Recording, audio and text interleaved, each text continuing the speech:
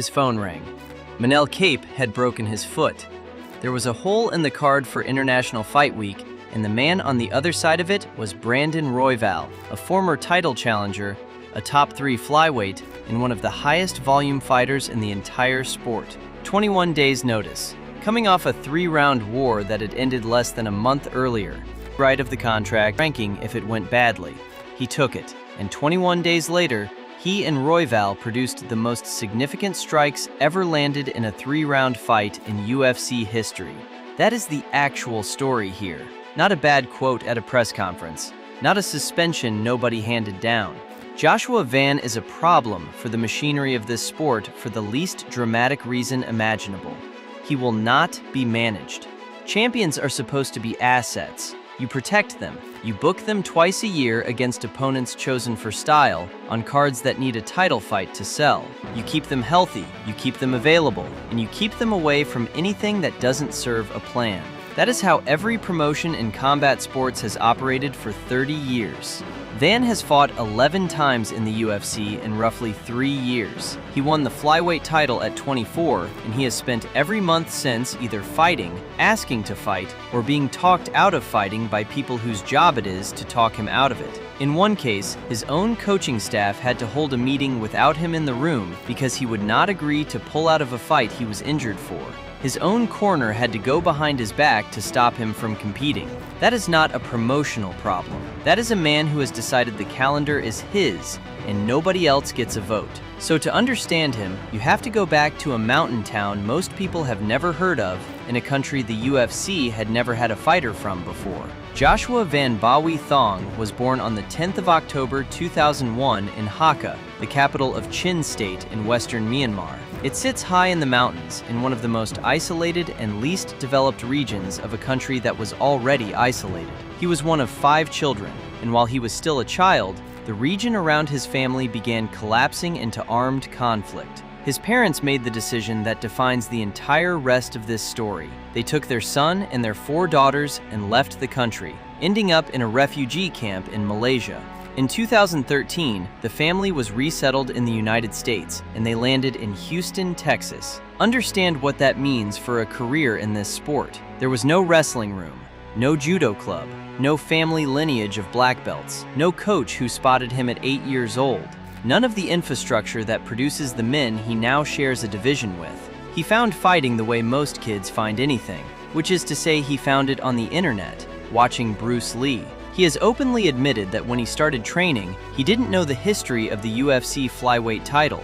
He couldn't have named the men who had held it. He didn't know whose records he'd be chasing, or which names were supposed to intimidate him. And there is an argument that this is precisely why none of them ever have. He just knew he liked to fight. He took his first professional fight at 20 years old, which is late, and by his own account, he was insufferable about it. He built a 5-1 record on the Houston regional scene, largely on raw athleticism and self-belief, and then he walked into 4 Ounce Fight Club in Northwest Houston, a gritty gym run by UFC veteran Daniel Pineda, already convinced he knew what he was doing. They beat him up so badly on his first day that he walked out of the building in the middle of the session. Most people never come back through that door. He came back the next day, and he has never trained anywhere else since. That room is where a talented street fighter got turned into a world champion, surrounded almost entirely by Mexican coaches and training partners whose pressure, aggression, and total refusal to take a backward step got welded onto his own game permanently. He still trains in the gym that made him quit on his first afternoon in it. He tore through Fury Fighting Championship, took the promotion's flyweight title in December 2022, and was scheduled for Dana White's Contender series in August 2023 to earn a contract. He never needed it. The UFC pulled him off the show and signed him outright. That detail is worth sitting with, because it is the first time the sport bent its own process around him. Contender Series exists specifically so the promotion can audition prospects cheaply and control when they arrive. Van skipped the audition. Somebody watched the tape, decided the cue was pointless, and brought him in without making him do the thing everyone else has to do. His debut came on the 24th of June, 2023, on ABC against Zhumagulov, a hardened veteran who had already shared the cage with some of the division's best. Van was 21. He had never fought outside Texas. He won a split decision. 5 months later, at UFC 295 inside Madison Square Garden, he took a unanimous decision off Kevin Borjas, and 2 months after that, he walked Felipe Bunes down and stopped him with punches. 3 UFC fights in 8 months, 3 wins, a finish, and a 22-year-old the matchmakers had suddenly become extremely interested in. Most prospects at that stage are fighting twice a year and being handed opponents chosen to make them look good. He was already going faster than the schedule allowed for. The numbers were the reason. Van was landing more than 9 significant strikes a minute, one of the highest output rates in the entire promotion at any weight. He was also absorbing close to 6, which is the part everyone chose to ignore. He walked into the fire deliberately, and for 3 fights, nobody made him pay. Then came Denver.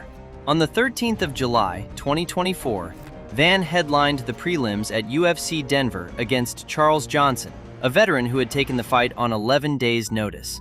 Van was a heavy favorite. Johnson was 4 inches taller with 5 inches of reach and had lost 3 straight the year before. For 2 rounds, it went exactly to script. Van marched him down, ripped the body, hurt him upstairs. He was up 2 rounds to none on every card. 20 seconds into the third, Johnson landed an overhand right, then an uppercut from an angle that shouldn't have worked, and it landed flush. Van dropped straight down. 2 follow-up shots and the referee dove in. Joshua Van was unconscious in Denver at 22 years old, in front of everybody, in a fight he had been winning comfortably for 10 minutes. The reaction was immediate and brutal. The hype was fake. The chin was gone. He was a volume striker with no defense who got caught by a short-notice replacement, and the division quietly filed him away as a fun action fighter who would never see a belt. Johnson turned that night into a career, riding it into a run of fights and spending the 2 years since reminding anyone who will listen that he owns the head-to-head and still sees the same openings.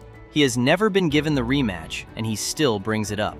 Here is where the thing that makes him uncontrollable actually shows up. A prospect who gets starched in a fight he was dominating takes a year off. He gets matched softly. He rebuilds slowly, and half of them are never the same again. That is the standard operating procedure, and there is nothing wrong with it. Van came back in 63 days. On the 14th of September, 2024, inside the Sphere in Las Vegas at UFC 306, he beat Edgar Chairez by unanimous decision. 3 months later, at UFC 310, he outworked Cody Durden. In March 2025, he beat Raid Tsuruya at UFC 313, in the first fight in UFC history contested between 2 men born in the 2000s. In June 2025, at UFC 316, Bruno Silva made it ugly for 2 rounds, and Van broke him in the third and finished him against the fence. 4 straight wins, an average of roughly 91 days between fights, which is about double the activity rate of most contenders in this sport. Think about what that pace actually costs a person. A full camp is 8 to 10 weeks of weight cutting, sparring, and physical damage, and it is followed by a fight. Van was stacking them nose to tail with barely enough recovery in between to heal the last one, in the most physically punishing style available to a flyweight, and doing it while the division above him took their time. A man who had been unconscious 11 months earlier was now genuinely dangerous, completely unbothered, and moving faster than the rankings could update.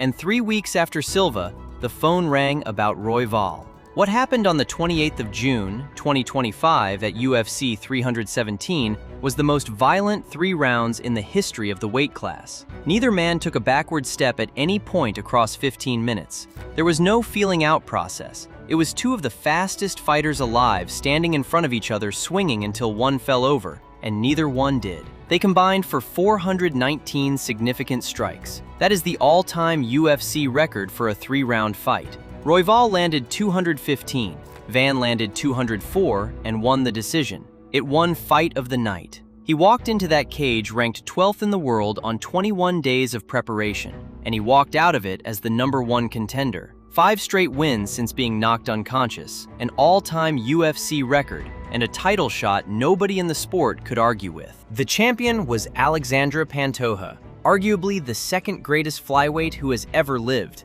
4 title defenses deep and unbeaten in more than 5 years. They met on the 6th of December, 2025 in the co-main event of UFC 323 at T-Mobile Arena. The fight lasted 26 seconds. Pantoja threw a head kick. Van caught it, elevated the leg, and drove him backward. Pantoja posted with his left arm to break the fall, and his elbow gave out underneath him. He sat up, looked at it, and made it clear immediately that he could not continue. Van had landed 2 strikes, and he was champion of the world. At 24 years and 57 days old, he became the second youngest champion in UFC history, behind only John Jones. The arena didn't cheer, it made a noise. The replay went up and the building watched a man's arm fold the wrong way in slow motion while the broadcast team tried to work out what they had just seen. Van did not celebrate. He stood in the middle of the cage while the doctors worked and refused to put his hands up. And afterward, he called Pantoja one of the greatest of all time and said he hadn't wanted it to end that way. And within hours, the sport decided the belt didn't count. Paper champion. Fluke. A kid handed a title by a dislocated joint. For 5 months, every conversation about the flyweight division came with that disclaimer bolted onto it, and Van's public response to it was 4 letters long. He also said something that night that had nothing to do with the belt. He said the world would never forget Joshua Van and the people of Myanmar. He is the first Burmese fighter the UFC has ever put under contract, and the first Asian-born man to hold a UFC title, and he has carried that from the day he arrived. The answer to the Asterisk was supposed to be Tatsuro Taira, an 18-1 submission machine out of Okinawa with the best grappling in the division and the exact stylistic profile to drown a striker.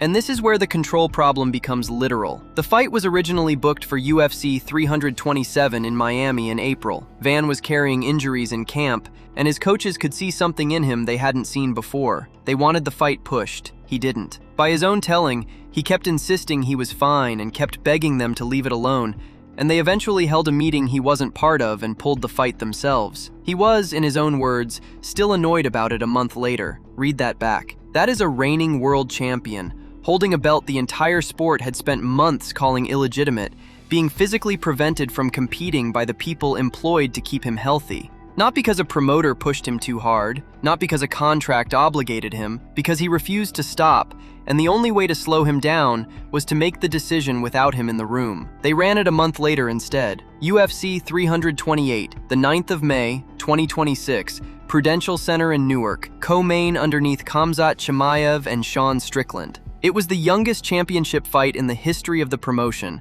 and the first time 2 Asian-born men had ever fought for a UFC title. Van told everyone beforehand, without hedging, that he would finish Taira inside 3 rounds. For 4 rounds, it looked like the doubters had been right the whole time. Taira took him down 4 separate times in the first round alone, passed to mount, nearly caught a guillotine. Second round, same story. By the 4th, Taira had his back. On the scorecards, the paper champion was drowning, but Van never stopped throwing. He threw off his back with a man mounted on him because Taira was so committed to holding position that he wasn't defending. He threw on the way up. Every time that fight returned to the feet, even for 10 seconds, Taira paid for it. And by the championship rounds, the undefeated grappler's face was coming apart.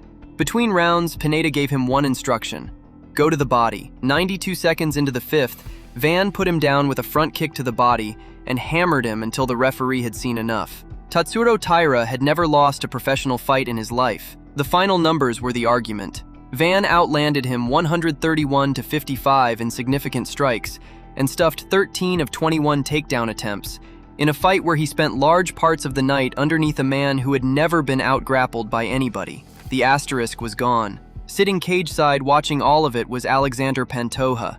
Van looked directly at him during the post-fight interview and told him to get himself right, because they could run it back whenever he wanted. Pantoja said he'd been back in the gym 2 days after his arm gave out, training with one arm, because that is who he is. He has said publicly that he isn't finished, that he wants the belt one more time, and that there is unfinished business between them. And on the 5th of August, 2026, the UFC made it official.